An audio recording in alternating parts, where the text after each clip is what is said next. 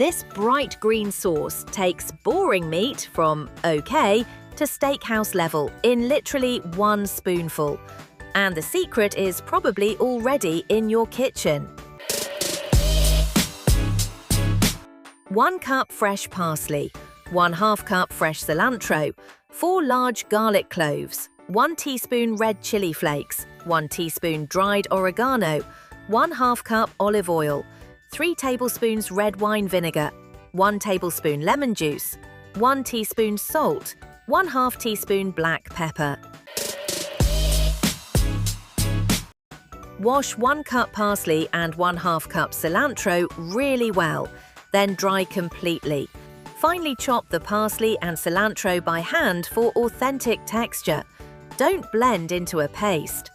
Mince 4 large garlic cloves as fine as possible so the flavor spreads evenly. Add chopped herbs and garlic into a bowl.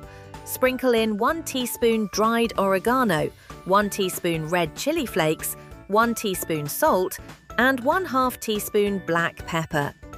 Pour in 3 tablespoons red wine vinegar and 1 tablespoon fresh lemon juice.